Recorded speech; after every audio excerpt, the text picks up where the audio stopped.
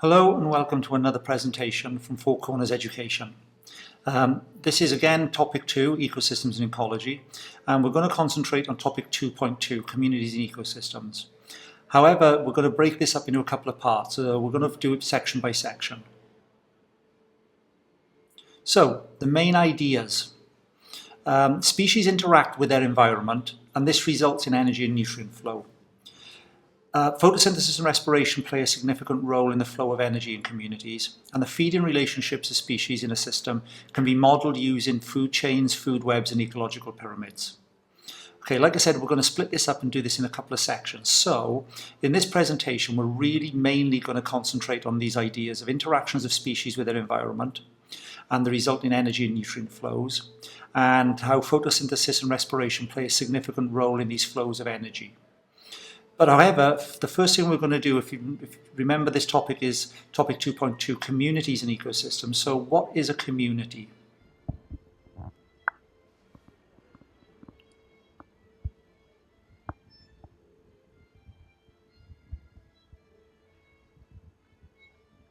Okay, so there's a little short video of an ecological community. You can see there are various populations there. If you look quite closely, you can actually see there's little snails all over all of the little water plants. So you've got aquatic algae, seaweeds, you've got aquatic plants that produce oxygen inside the water, and you've also got a snail population living on them, and there are fish swimming around there, there's shells, etc. So this idea is a group of populations, and remember, we've looked at what populations are before in topic 2.1. Yeah, interacting with each other in a common habitat. And again, in topic 2.1, we actually worked out what a habitat was. So let's have a little bit of a depth to look at this. So again, another community. This is a community of organisms that you'd actually find in a woodland, in Atlantic temperate woodland in the UK. And there are bluebells, there's ferns, there's mosses, there's lichen, there are the oak tree itself. And so their environment is this woodland community, and as you can see, it's actually quite damp there. This picture was taken just after it had been raining, so they're interacting with the environment, the weather, the abiotic conditions. And again, we can sort of summarize this in terms of simple flow diagram. So an ecosystem, well, all an ecosystem is the community and its abiotic environment.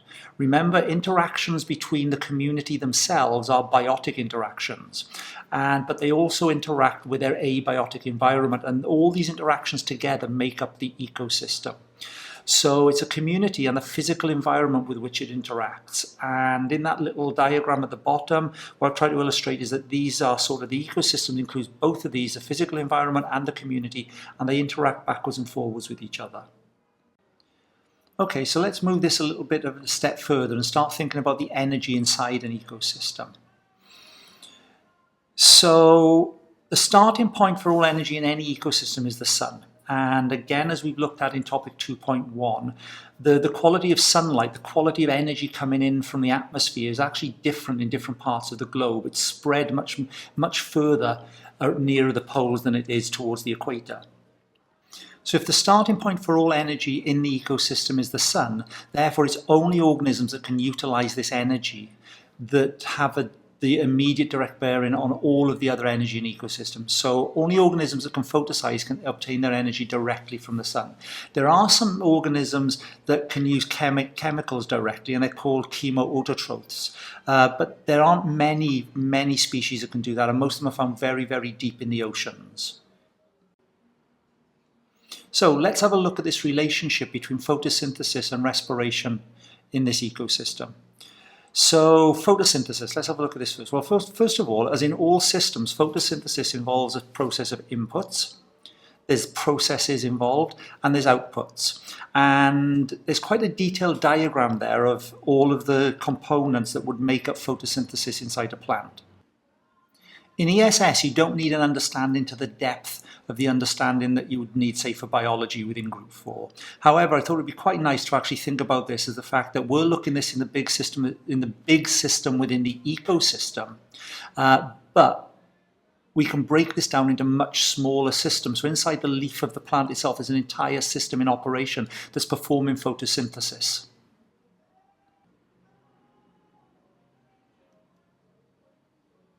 So what are the inputs? Well, we have an input of sunlight, and we have an input of carbon dioxide, and we also have an input of water.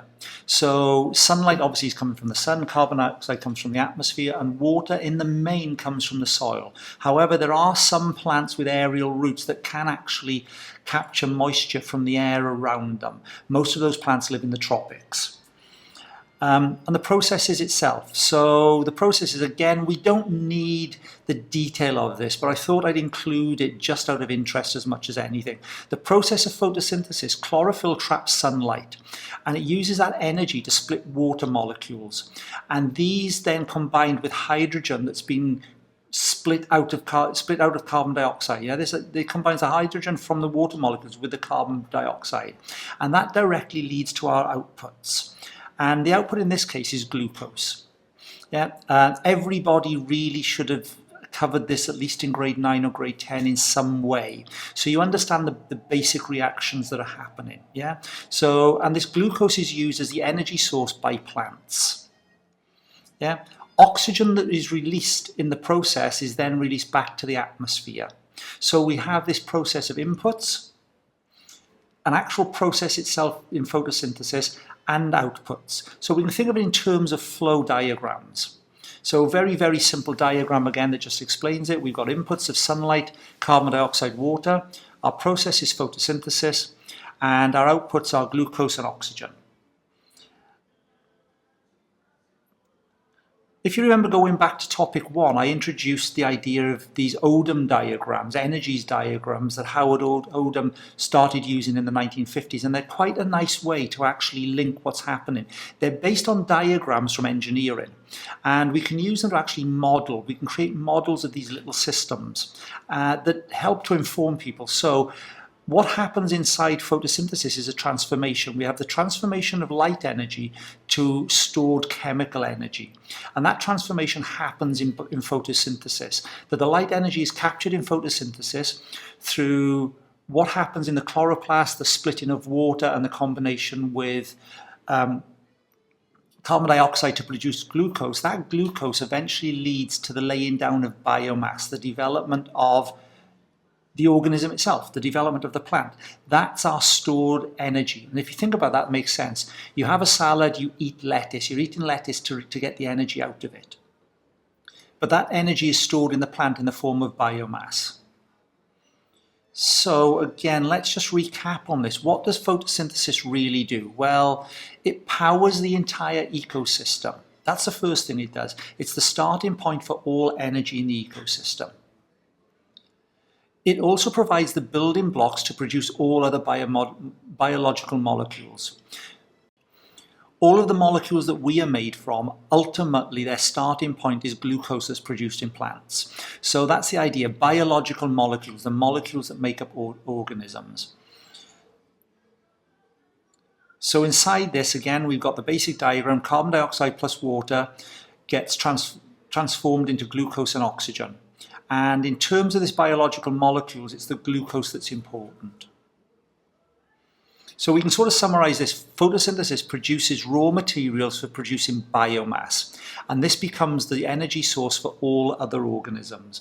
Again, if you think about it,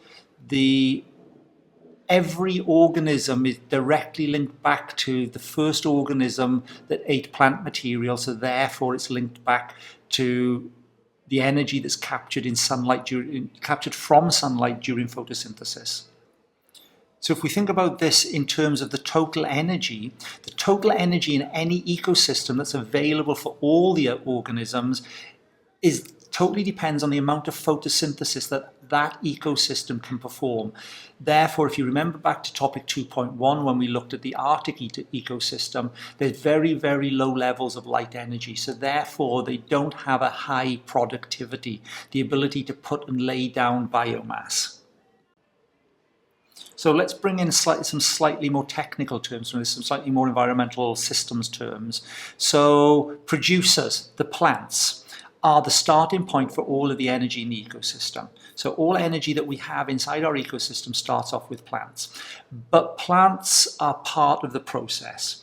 Okay, that's an introduction to the role of photosynthesis. But photosynthesis on itself is only the building blocks. It only provides these building blocks of both an energy supply in the terms of biomass and the molecules for making new biomolecules. What we really need to look at now is respiration, which is the use of the energy. So in plants, both photosynthesis and respiration occurs. Animals depend on the biomass produced by photosynthesis as the energy source for their respiration. And it's this process of respiration that drives work. And I'm using the word work in the terms of all of the operations, all of the processes that any organism needs to complete is driven entirely by the energy released in respiration that's initially captured from photosynthesis. So if you have a look at the little diagram there, in photosynthesis, the plant produces glucose. This glucose is available to be laid down as new material, biomass. We actually call that primary production, and we'll look at that in the next video. Some of the glucose itself is actually used as an energy supply to drive the cellular processes. We call that process respiration. And again, from grade 9 and grade 10, you should be okay and happy with the idea of respiration. But also in respiration, because it's an energy releasing process, heat is released. So there's a byproduct of the process that isn't just work, there's a byproduct that is released as heat energy. And that heat energy is transferred to the atmosphere. That increases the entropy in the atmosphere, but the release of that energy allows the entropy inside an organism to actually remain much lower. Again, let's have a look at this in terms of a very simple flow diagram. So respiration is the release of energy from glucose and other organic substances. Glucose isn't the only substance that can be used in respiration. Quite a lot of the simple sugars, fructose for instance, can be used directly by organisms. And it's this release of energy that's important. So again, we have inputs. We have glucose and oxygen as the inputs this time. We have energy release that can be used for work, but we also have the release of carbon dioxide and water in the process. And the conversion process, the transformation process is the respiration. How do we know water is released? Well, if you go and breathe on a window, you'll get water vapor actually on the window. And that's one way of showing that water is released in this process. So again, flipping this a little bit, again, our inputs, we're just looking at the same thing, but various ways of looking at it. So our inputs are glucose and oxygen. The oxidization process in the cells, so what happens is that the glucose is oxidized in the cell. This releases energy for work and some heat. So using the idea of a zebra, zebra takes food in, plant material. Cellular respiration oxidizes the glucose and releases energy to drive life processes. In that process, some energy is lost to the atmosphere as heat. Oxygen comes in from the atmosphere to drive the process as well, the oxidization of the glucose, and carbon dioxide and water vapor are both released as well to the atmosphere.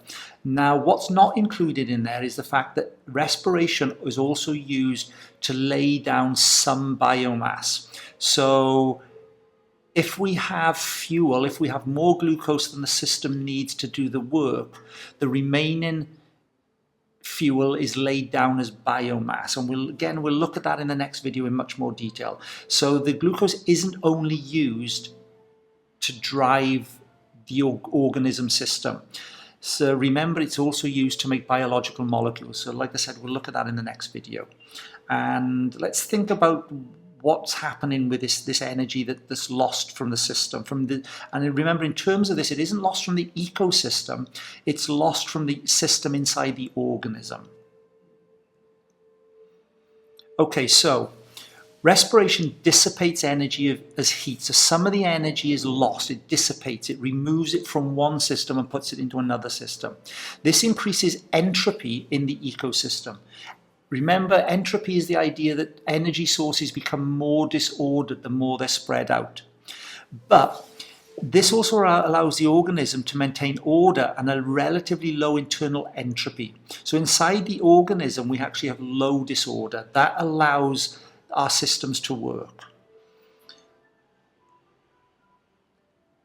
So again, we can think of this in terms of what's happening with these transformations using these Odom diagrams. So this isn't very, very different from the last diagram. It's just that this time our energy source is stored biomass. Our work that's being done, our process, is actually the respiration. We're getting this kinetic energy of work, and we're getting some heat. That's where the symbol is different. We're getting some heat lost from the system. So we've got stored chemical energy, which is being transformed into kinetic energy and heat. Yeah, the kinetic energy is doing work. So let's think of this in terms of the actual system itself. So this is a very, very simple ecosystem. It's got some relationships that are happening, predator-prey relationship and herbivore relationship. And again, in topic 2.1, we use this one a few times. So the zebra are eating plants and the lions eat the zebra. So that's how energy is moved through the system. So if you notice next to each of them, they've actually got this word trophic level. And trophic level just means the level they are inside the feed-in relationship. So plants capture the sun energy and convert it to glucose. But herbivores eat plants and carnivores eat herbivores. Each of them are at a different feed-in level. And this word trophic comes from the Greek word troph, which just means food. Yeah. So an old English word for feed, to eat too much, is to trough. Yeah. So trophic level 1 are the producers, the plants. They produce all of the energy, all of the biomass that is available to the rest of the ecosystem. Trophic level 2 herbivores, we can also think of in terms of being something called primary consumers. They are the first consumers of biomass. And then the lion in this case is the carnivore. This is a secondary consumer. It consumes biomass that is being created through the primary consumer eating the biomass that's been laid down by the producer. And it is really this first trophic level, the autotrophs. That's another word. So this word autotroph, we can talk about the producers as being autotrophs. They auto-feed, if you split that down into Greek. Yeah, auto, self, troph, food. So they self-feed. And they support the energy requirements of all of the other trophic levels. So again, taking this idea back, it is the energy captured in photosynthesis that provides the energy for all of the ecosystem, as well as producing glucose that's used to lay down biomass to create new biological molecules. So thinking about the detail is this, it's possible to classify the way organisms obtain energy in two categories. So we either have organisms that are producers, or autotrophs, which is a better word. Yeah, they self-feed. These manufacture their own food from simple inorganic substances, mainly plants. But remember, there are some autotrophs called chemoautotrophs that can actually use chemicals directly, and most of those are found very, very deep in the oceans where light doesn't penetrate. And then we have the consumers, or heterotrophs, different feeding. Hetero just means different. Trophs means food, so they are different feeders, and they feed on autotrophs or other heterotrophs to obtain their energy. So we've got herbivores, carnivores, omnivores, detrivores, and decomposers. Yeah? And they all feed within a feed-in hierarchy within the ecosystem. And this feed-in hierarchy produces a food chain. And again, in grade 8, 9, 10 probably, you will have come across the idea of food chains in the past. But it's a hierarchy, it's a hierarchical, and it's a feed-in relationship. And the energy flows in the ecosystem can be illustrated. So the food chain is not illustrating food being passed on, it's actually illustrating energy being passed on. And the arrows show the direction of energy flow. So we've got energy moving from the producers to the primary consumers. We've got energy then moving from primary consumers to secondary consumers. And then we've got energy moving from secondary consumers to tertiary consumers. Okay, that was quite a quick look at that. And like I said, in the next video, we're going to go on and look at the feed-in relationships in more detail and how we can model and look at those relationships. But for the moment, I'll leave you with this. I obviously used the diagrams that Howard Odum created in the 1950s, but I took them from a version of it that was published in 1983 rather than the original 1950s version. Remember, whenever you can, always cite where your sources came from. If you want to read further on this and actually get some more background that covers the next bit of the presentation, the next bit of the course as well, a very, very good article is actually uses Odum's work that he did on the Silver Springs River catchment in the USA to illustrate how energy flows through the ecosystem. It's quite a nice little article, and it has some questions that you can actually fill in and get answers as you go along. So it's quite a nice way of reviewing the unit. Okay, so that's it for now, and thanks again.